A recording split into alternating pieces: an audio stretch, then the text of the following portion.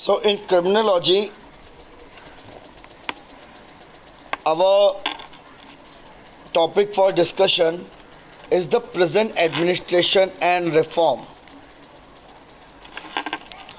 So, prison की क्या ज़रूरत है? आफ्टर द एडजुडिकेशन, जब कोर्ट पनिशमेंट दे चुका आपको बिहाइंड द बार भेज दिया गया कोर्ट की तरफ से, आप पे एग्जीक्यूशन करना है अब सेंटेंस का, तो आपको रखा जाता है प्रिजन में। प्रिजन का दो मोटिव होता है। पहला मोटिव कि एक तो आप में सुधार लाएं, रिफॉर्म करें, दूसरा आपको पनिश करें। आपने जो किया है आपको सेपरेट फ्रॉम द सोसाइटी कर दिया। सोसाइटी से जब सेपरेट करते हैं तो रखने के लिए वो रिस्पॉन्सिबिलिटी तो सरकार की है ना। आपको ये प्रिजन सिस्टम की ज़रूरत पड़ती है। बट इसका मतलब ये नहीं है वहाँ पे भी दो he is a convicted person, भले उसने जो भी किया हो, रेप किया हो, मर्डर किया हो और कोई भी क्राइम उसने किया हो, बट उसके भी कुछ राइट्स हैं। जेल में रखने का मतलब ये नहीं है कि आप उसके साथ जो चाहें वो करें, ऐसा नहीं होता। इसके लिए ये प्रिजन एडमिनिस्ट्रेशन सिस्टम बनाया गया। ऑल ओवर द वर्ल्ड ये अप्लाइड होता है। ठीक है, इस टॉपिक में हम अपने प्रिजन सिस्टम को कंपेयर करेंगे अमेरिकन प्रिजन सिस्टम से और ब्रिटिश प्रिजन सिस्टम से, क्योंकि हमारे यहाँ पे ये सारी के सारी चीज़ें लाने वाले ब्रिटिशर्स हैं। उनके ही एडमिनिस्ट्रेशन सिस्टम को हम आज भी फॉलो कर रहे हैं, क्योंकि उनका एडमिनिस्ट्रेशन सिस्टम इतना इंटैक्ट था, इतना यूज़फुल था, जिसको अभी तक हमने चेंज करने का सोचा तक नहीं। रीज़न वो आज भी उतना ही यूज़फुल है। ठीक है, सो प्रिजन सिस्टम। सबसे पहले what is the prison system? As per the provision of section 3 of chapter 9 of the Prison Act 1894, a prison means any jail or place used permanently or temporarily under a general or specific order of the state government for the detention of a prisoner, includes all lands, building apparent thereto, but does not include any place for the confinement of a prisoner who are exclusively in a custody of the place, any place specifically appointed by the state government under section 541 of the CRPC, or any place which has been declared by the state government by general to be a subsidiary jail. Means एक ऐसी जगह जिसको state government ने declare कर दिया हो कि ये जेल है, या कोई स्पेसिफिक प्लेस, स्पेसिफिक बिल्डिंग, उसको जेल डिक्लेयर कर सकते हैं। कोई इमरजेंसी कंडीशन, जब इमरजेंसी सिचुएशन आती है तो जेल में उतनी जगह नहीं होती, तो अपने अपने प्लेसेस में कन्फाइन कर दिए जाते हैं लोग, राइट। तो ये प्लेसेस, बट कौन सी प्लेसेस जेल नहीं होती? वो ऐसी जेल जहाँ पर वो आदमी की खुद की कस्टडी में हो। जैसे मुझे कन्फाइन करना है, नज़रबंद is a word is different from the prison. नज़रबंद का मतलब होता है आदमी को उनके घर में ही अरेस्ट कर लिया जाता है। जैसे अभी हम सब एक तरीके से नज़रबंदी हैं, तो we are not suppose to move out of the house. ठीक है, ये अलग चीज़ है। प्रेजेंट में डालना मतलब उस प्लेस पे आपको अरेस्ट कर लिया जाए, भले ही वो प्राइवेट प्लेस हो, but not your custodian.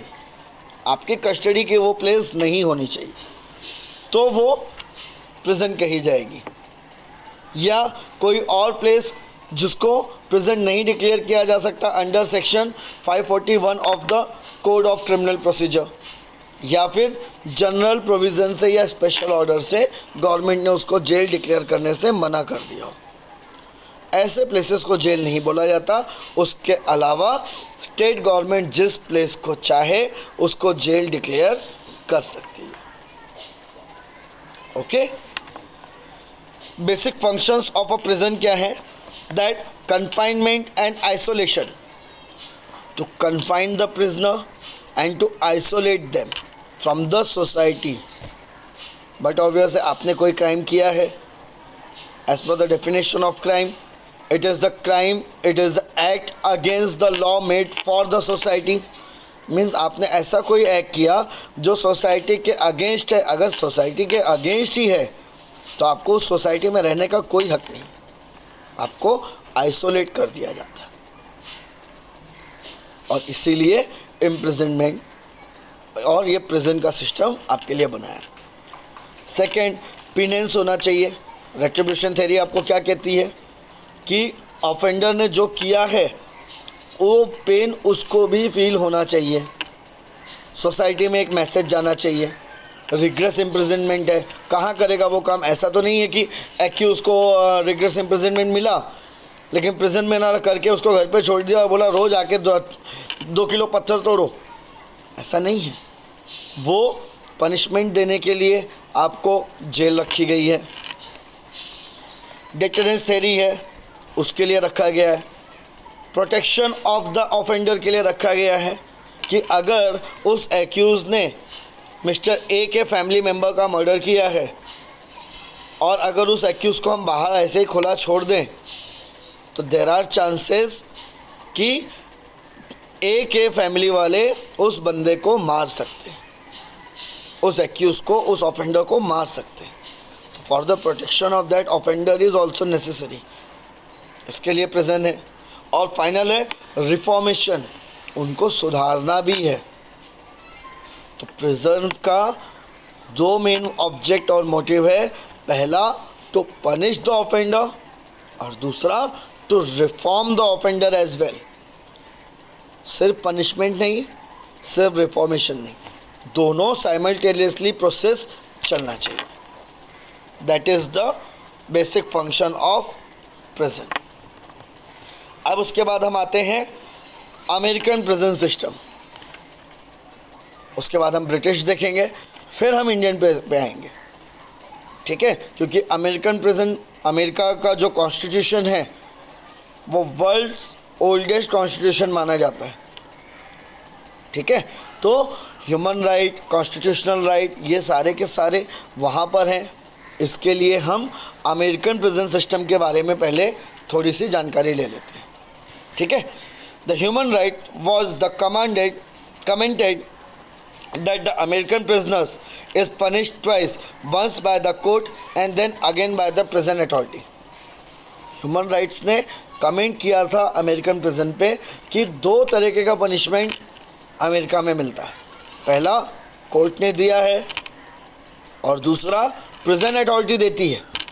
Extra work करा के, उनके साथ में असॉल्ट करके, उनको सॉलिटरी कन्फाइनमेंट देके, ये कमेंट किया था ह्यूमन राइट ने. The prisoners are kept under strict supervision making prison with in a prison. Solitary confinement है भाई, आपको आइसोलेट तो कर दिया फ्रॉम योर सोसाइटी, ये तो हो गई प्रिजन. अब आपको फेलो प्रिजनर्स से भी अलग रख दिया गया, ये हो गया ना प्रिजन अंडर प्रिजन, ये वही है. ठीक है.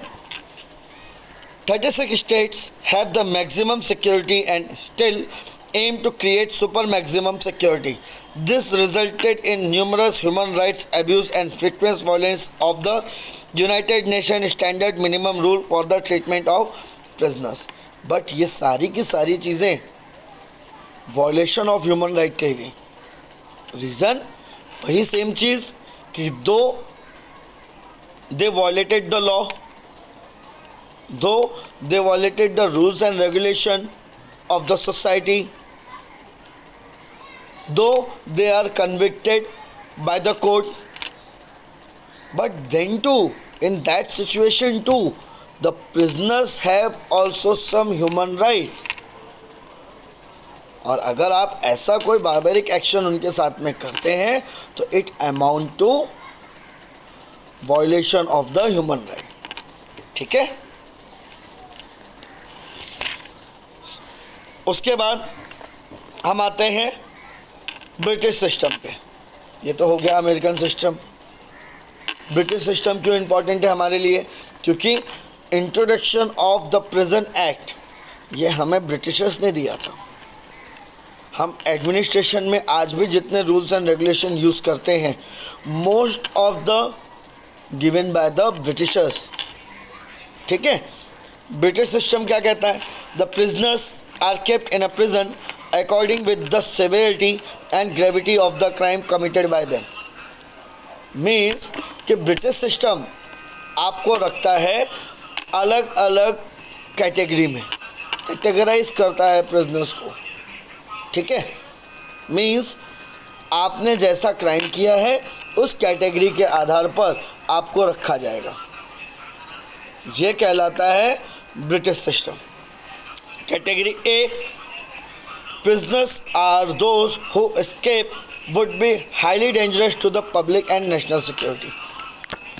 मीन्स अगर ये प्रिजनर भागता है कस्टडी से तो ये नेशनल सिक्योरिटी के लिए डेंजर हो सकता है, पब्लिक के लिए डेंजर हो सकता है। तो ऐसे प्रिजनर को कैटेगरी ए में रखा जाता है। कैटेगरी बी में, prisoners are those who do not require maximum security but for whom escape needs to be made very difficult. Means ये कैटेगरी बी में आते हैं जहाँ पर उनको मैक्सिमम सिक्योरिटी तो नहीं चाहिए बट escape होना कहीं ना कहीं डेंजर होगा। कैटेगरी सी में, prisoners are those who cannot be trusted in open condition but who are unlikely to try to escape. Means ऐसे लोग जो भागने की कोशिश कर सकते हैं, there are chances of escaping, ऐसे लोगों को रखा जाता है सी में।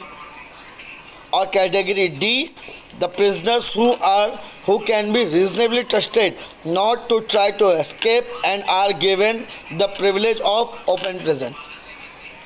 मीन्स ऐसे लोग जो ट्रस्टेड होते हैं, प्रिजनर्स में भी बहुत सारे अच्छे प्रिजनर्स भी होते हैं, उनको खुला रखा जाता है। Prison authority as well as local reports के अकॉर्डिंग उनका बाहर जाना का कोई चांसेस नहीं है, स्केप करने का कोई चांसेस नहीं है। ऐसे लोगों को कैटेगरी डी में रखा जाता है। ठीक है, तो ये 4 type of a prisoner as per the British law होते हैं। नंबर 1 में जो कैटेगरी ए में आते हैं, जिनका अगर वो स्केप करते हैं तो it danger to the national security. Category B में आते हैं, अगर वो स्केप करते हैं तो कहीं ना कहीं वो डिफ़िकल्ट होगा उनको वापस चेस करना। कैटेगरी सी में वो हमेशा स्केपिंग का ट्राई करते हैं, भले ही पेटी ऑफेंस किया है देन टू। और कैटेगरी 4 में आते हैं जो आपके ट्रस्टेड प्रिजनर्स होते हैं। तो ये होता है आपके ब्रिटिश सिस्टम के according 4 type of prisoners. The British system also divided into open and close prisons.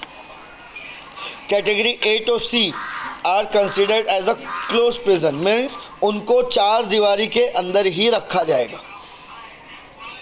और कैटेगरी ए टू सी इसीलिए क्लोज प्रिजन कही जाती है। रीज़न कि जैसा अभी हमने देखा कि उनके चांसेस हैं कि that they may escape, there are chances, इसके लिए वो ए टू सी में रखे जाते हैं और डी वाले रखे जाते हैं ओपन प्रिजन में, कि means they are free from any of the boundations. इसका मतलब ये नहीं कि वो घर चले जाएं, बट प्रीमाइसेस में दे आर फ्री, उनको बैरक्स में नहीं रखा जाता because they are trusted one as per the circumstances. ये जेल अथॉरिटी उनके अकॉर्डिंग उनको रखती है। ठीक है, it is generally opinion that the British prison management is based upon the system which is uniform and intense to both repressive and reformative. Means अलग अलग system available नहीं है, यूनिटरी सिस्टम है। वीआईपी हैं तो आपको अलग रखा जाएगा, आप नॉर्मल कैटेगरी से आते हैं तो आपको अलग रखा जाएगा। ऐसा कोई भी उनके पास सिस्टम नहीं है, वो सबको इक्वली ही ट्रीट करते हैं। As per the British law. और उनका दो फंक्शन होता है, आपको रिफॉर्म भी करना है और आपको पनिशमेंट भी पूरा करवाना है। ठीक है। The following units are found in typical British prison. क्या क्या यूनिट मिलती हैं? सेग्रीगेशन यूनिट है, when the prisoner violates the rules और behave in an undisciplined manner, their privileges are curtailed and they are kept in a segregation unit, denying them the free interaction with the other prisoner. देखिए, जो jail के भी, prisons के भी rules and regulations होते हैं। आपको jail भेजा गया, कोर्ट ने आपको पनिशमेंट दिया है और उसके बाद आप जेल भेजे गए हो, तो वहाँ पे भी कुछ रूल्स एंड रेगुलेशन आपको फॉलो करने होते हैं। अगर आप वहाँ के रूल्स एंड रेगुलेशन को फॉलो नहीं करते, वायलेट करते हैं, तो आपको जेल मैनुअल के अकॉर्डिंग भी पनिशमेंट मिलता है। तो वहाँ पे एक सेग्रीगेशन यूनिट है as per the British rule system, जहाँ पे आपको अदर प्रिजनर्स से अलग रखा जाता है। आपके कुछ राइट्स को काट दिया जाता है, जैसे न्यूज़पेपर देखने नहीं मिले, टीवी न्यूज़ देखने ना मिले, इंटरटेनमेंट का कुछ ना मिले, as per their will and wish of the jail superintendent. House blocking accommodation. The rooms and dormitories have television sets, bathroom, recreation areas and telephones too. ये हाउस ब्लॉक एकोमोडेशन होता है, जहाँ पे उनको सेपरेट बाथरूम होते हैं, bed उनको मिलता है, टेलीफोन्स, टेलीविज़न ये भी मिलता है। हेल्थ केयर यूनिट होती है। These are the day and night health care units in several prisoners, and doctors and nurses are available for any kind of treatment. Jail के अंदर भी मेडिकल फैसिलिटीज़ और एज अ हॉस्पिटल टाइप वहाँ पे एक setup होता है। Reception area होता है, the reception area where the prisoners are checked and their roll calls are taken. रोज़ाना उनकी अटेंडेंस ली जाती है ताकि इंश्योर हो सके कि ये बंदा वहाँ से भागा नहीं है। गेट हाउस होता है, the identity of the visitor, contractor, warden is check before the entry and leave. Proper उनकी गेट हाउस पे चेकिंग होती है। एंड फिर लास्ट वन होता है उनके पास वर्कशॉप और जिम्नेशियम। जिनको रिग्रेस इम्प्रिजनमेंट मिला हुआ है उनको वर्कशॉप में भी रखा जाता है। सिंपल इम्प्रिजनमेंट वाले अगर अपने विल एंड विश से चाहें तो वर्कशॉप में काम कर सकते हैं, उसके उनको पैसे मिलते हैं। ठीक है। जिम्नेशियम होता है, उनको जिम फैसिलिटीज़ भी अवेलेबल कराई जाती है। So this is the British prison system. Now we are coming to Indian prison system.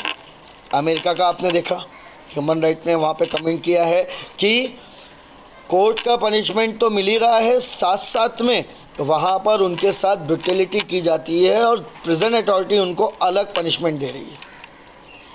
ये हो गया अमेरिका का। उसके कंपेयर में ब्रिटिश प्रिजन सिस्टम थोड़ा सा अलग है, यूनिटरी है, कैटेगरी वाइज उन्होंने बांट के रखा है।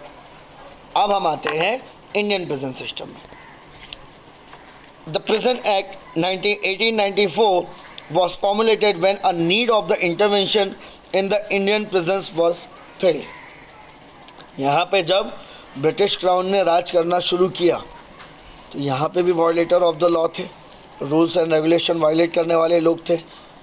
उनको कहाँ रखा जाए पिनलाइज करके, तो यहाँ पे भी प्रिजन सिस्टम 1894 में ब्रिटिशर्स ने इंट्रोड्यूस किया इन आवर कंट्री। ठीक है। The system of visitors was believed to provide transparency within the prison and bring some degree of the accountability of to the prison management. Means ये इसके लिए किया गया ताकि कोई ये ना बोले कि ब्रिटिशर्स हैं, उन्होंने हमारे ऊपर अधिकार किया है और अंदर वो क्रूएल्टी कर रहे हैं, ब्रुटलिटी कर रहे हैं। इसीलिए ब्रिटिश सिस्टम रखा गया यहाँ पर, प्रिजन सिस्टम लाया गया ताकि एक ट्रांसपेरेंसी रहे। विजिटर्स को अलाउ किया गया टू मीट द प्रिजनर्स,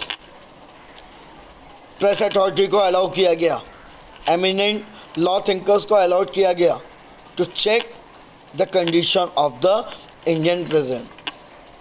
ठीक है। In addition 1990-1920 the first Indian jail committee appointed to study comprehensively present condition devoted a whole chapter to the improvement of a prison visitor system. Prison visitors को एक proper उन्होंने improvement 1990-1920 की एक committee ने दिया था. It laid down certain guidelines for the appointment of both official and non-official visitors. Means एक guideline जारी की उन्होंने रिकमेंडेशन दिया कि किसका अपॉइंटमेंट करना है, किसका नहीं करना है, क्या क्वालिटीज़ होनी चाहिए प्रिजन सिस्टम के ऑफिसर्स के लिए, विजिटर्स के लिए. It also suggested that the selection of the officer should not be made solely on the ground of social position, wealth or political influence, but a definite qualification as well.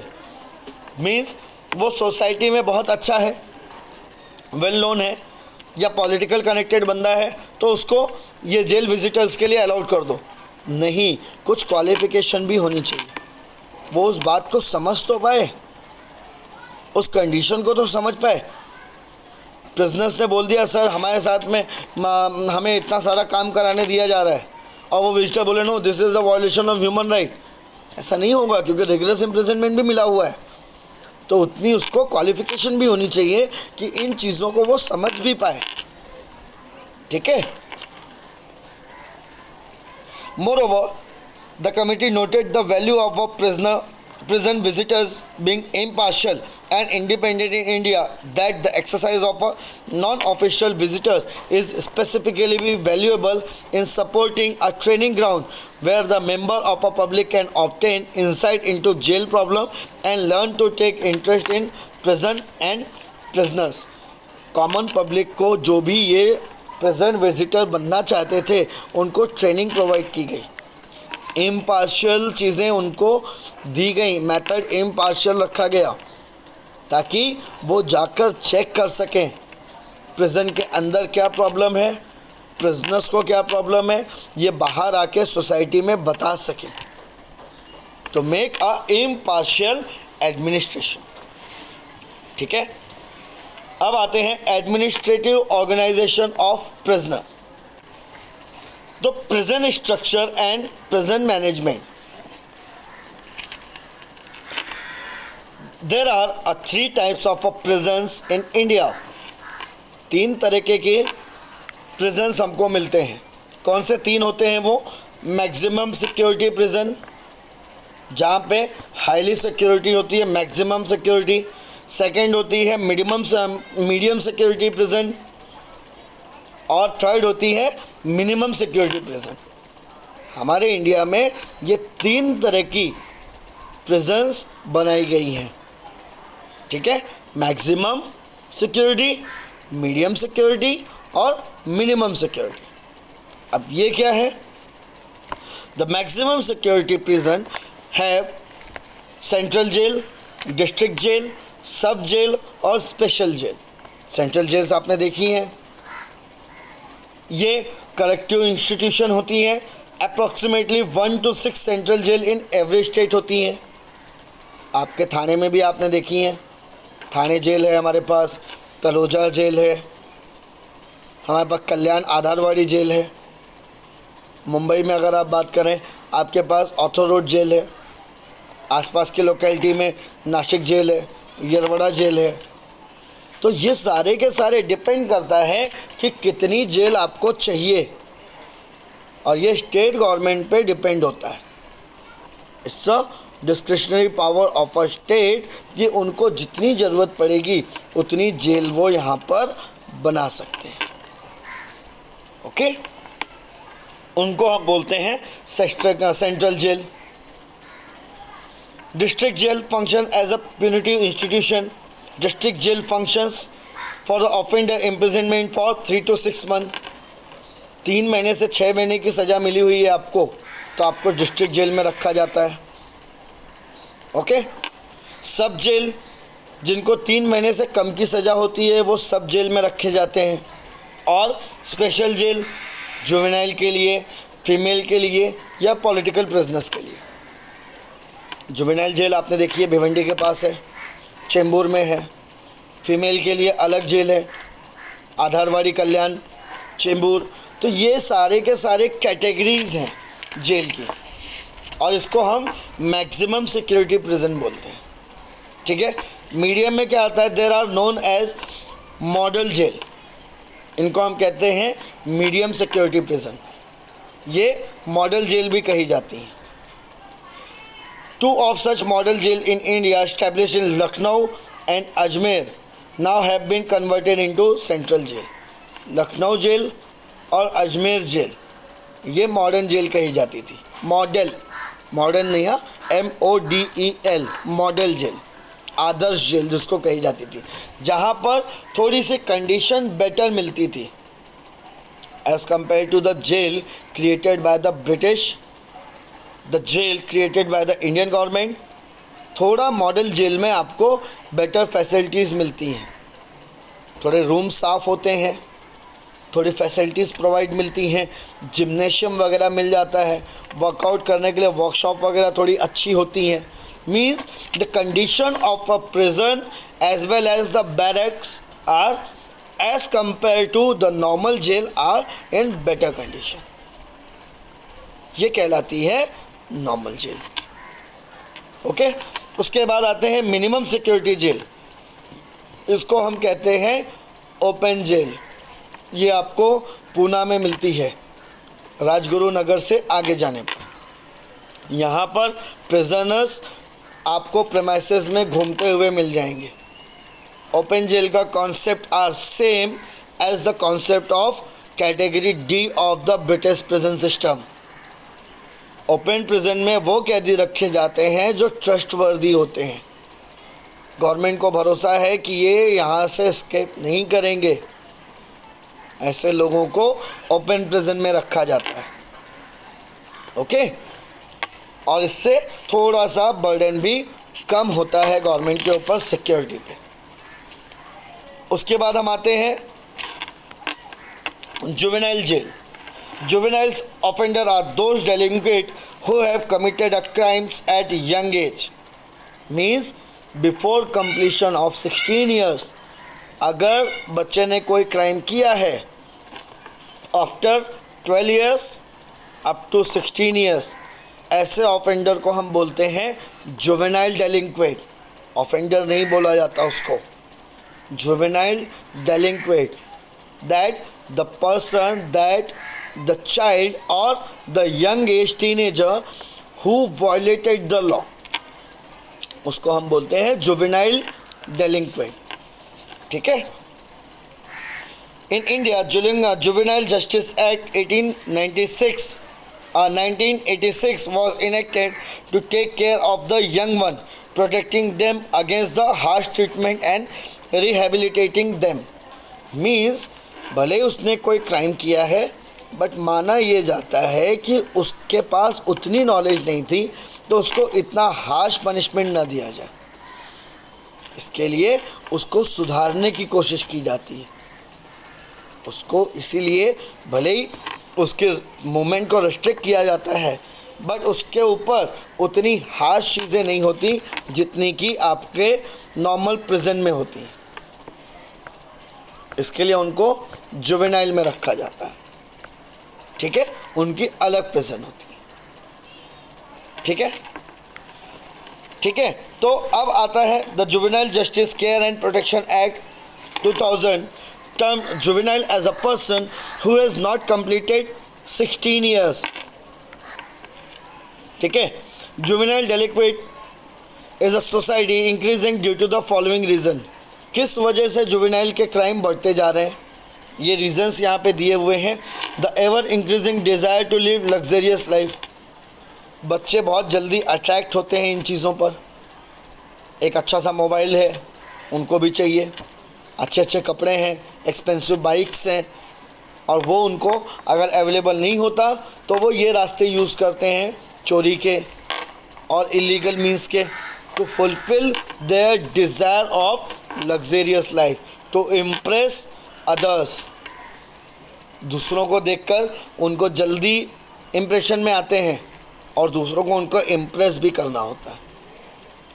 They are in a hurry to prove themself, तो वो ये मेहनत का रास्ता ना अपना कर इस रास्ते चले जाते हैं, to fulfilment of their desire. The children from the broken families, माँ बाप आपस में ही लड़ते रहते हैं, बच्चे पे ध्यान ही नहीं है। ऐसे में जब उसको वो इन्वायरमेंट नहीं मिलता, पेरेंट्स से चीज़ें शेयर करने नहीं मिलती, तो वो बाहर जाके शेयर करता है या करती है। ज़रूरी नहीं है कि जो थर्ड पर्सन जो आपकी बातें सुन रहा है वो आपको अच्छा ही गाइडेंस दे, कई बार वो ऑफेंस में भी यूज़ कर लेते हैं। इसकी वजह से भी क्राइम हो रहा है। Migrated children living in slums because and become drug addicted might resort to the crime for easy and quick money. घर से भागा हुआ बच्चा दूसरे देश में पहुंचा, दूसरे राज्य में पहुंचा, दूसरी सिटी में पहुंचा, जाहिर है रुकने के लिए स्लम्स में ही रुकेगा।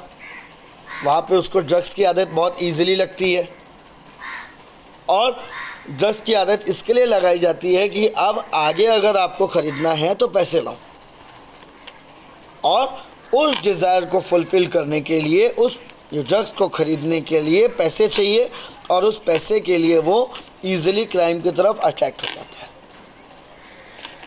इलिटरेसी है, truancy है, child labour also contribute to the problem of the juvenile delinquency. Child labour है, इतनी मेहनत करा लेते हैं कि वो कहीं ना कहीं अपनी लाइफ से तंग आ जाता है, और easy way to grab the money follow करता है, जो कहीं ना कहीं क्राइम का एक पार्ट बन जाता है। तो ये एक बेसिक रीज़न दिए हुए हैं जुवेनाइल डेलिक्वेंटी के, ठीक है। उसके बाद हम आते हैं jail manual, rules and regulation of jail.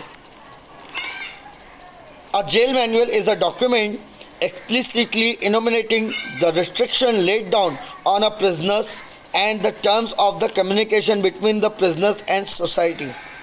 Means jail manual में rules and regulation for the prisoner as well as for the jail authority दोनों को है।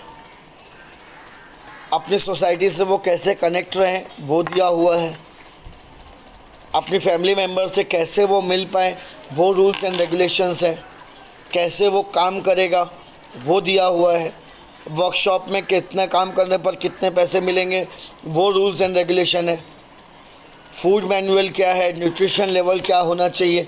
मीन्स छोटे से बात लेकर बड़ी से बड़ी बात तक को जगह दी जाती है, उसको हम कहते हैं जेल मैनुअल। तो in simple word it is the rules and regulation of the prison for the prisoners as well as prisons authority, ठीक है।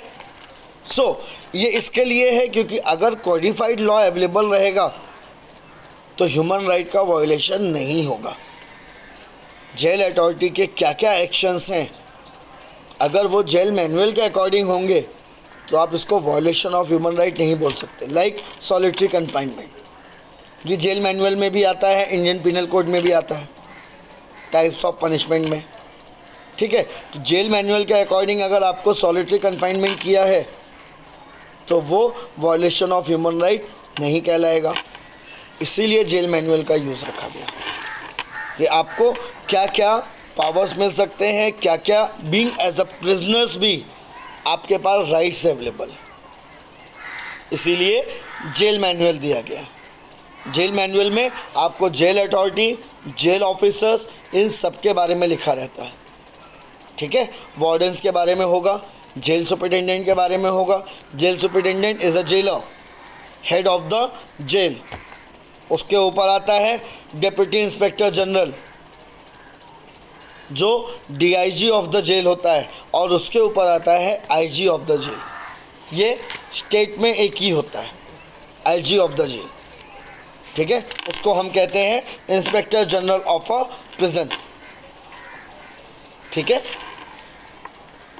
अब हम आते हैं प्रिजन रिफॉर्म, क्योंकि प्रिजन के बारे में जैसे हमने पहले भी देखा कि दो चीज़ें प्रिजन के बनाने के पीछे ऑब्जेक्टिव्स थे।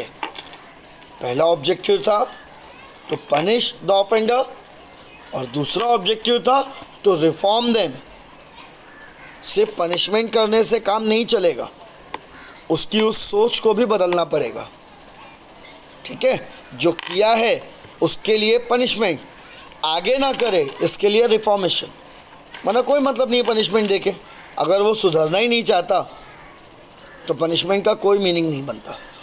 इसके लिए punishment as well as reformation, ये दोनों नेसेसरी है। ठीक है, there are several contradictory view with regard to the solitary confinement since it has a very detrimental effect. ये भी एक रिफॉर्मेशन का पार्ट ही है, सॉलिटरी कन्फाइनमेंट। जब एक प्रिजनर को फेलो प्रिजनर से अलग एक 10/10 के उसमें रख दिया, सॉलिटरी कन्फाइनमेंट भी ऑलरेडी डिस्कस।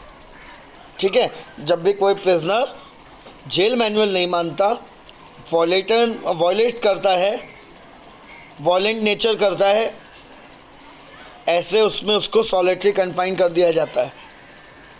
उस पर डिबेटेबल होती हैं, but it is still solitary confinement is allowed. But थोड़े बहुत गाइडलाइन दिए हुए हैं that the maximum period of solitary confinement is 90 days, और एक बार में 14 दिन का ही पीरियड होगा। 90 डेज इज़ द मैक्सिमम, एक बार में 14 दिन, और gap between two solitary confinement is 14 days. आई बात समझ में? टोटल 90 डेज, एक बार में 14 दिन। आज अगर मेरा 14वां दिन ख़त्म हुआ, अब दोबारा मुझे सॉलिटरी कन्फाइन करने के लिए आपको 14 दिन वेट करना पड़ेगा, उसके बाद ही। So this is known as jail reform, जिसमें आपसे काम भी करवाया जाता है, जिसमें आपको सॉलिटरी कन्फाइनमेंट के हिसाब से पनिशमेंट भी दिया जाता है, जस्ट एज अ रिफॉर्म। ठीक है, अब आते हैं problems of a prison. First problem है प्रिजन की, इंडियन प्रिजन की, ओवर क्राउडेड।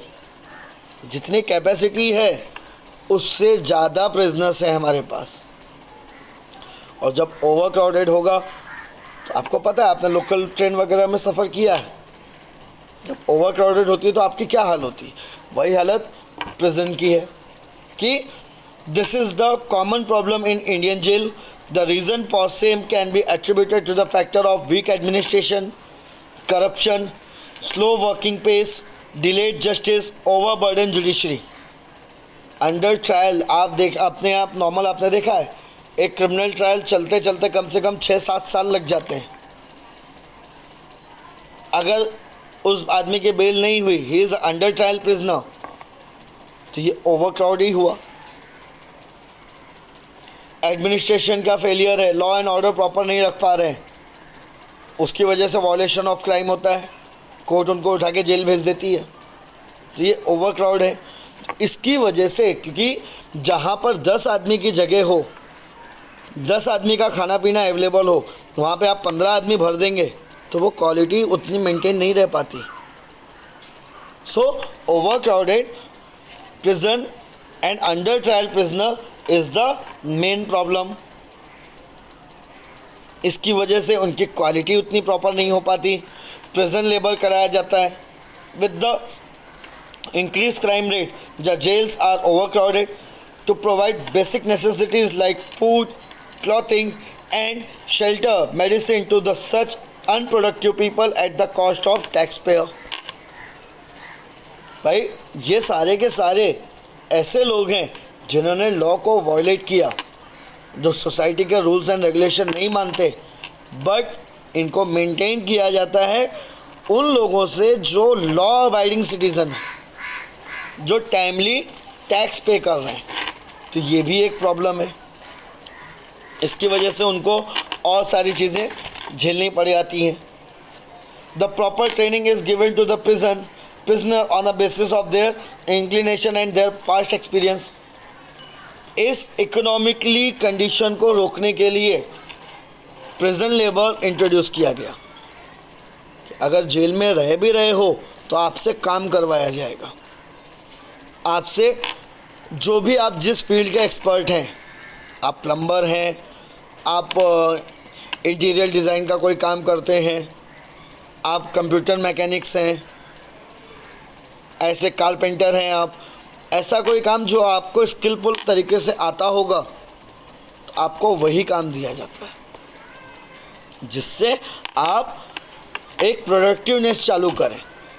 और जेल के प्रोडक्ट गवर्नमेंट ये बाहर बेचती है और फंड रेज करती है to maintenance of that presence. Okay, इससे थोड़ा सा उनका इकोनॉमिक कंडीशन पे सुधार आता है। प्लस जब आप उनसे काम करवाते हैं तो उनको रिग्रेट भी लगता है, पेनल्टी लगता है उनको।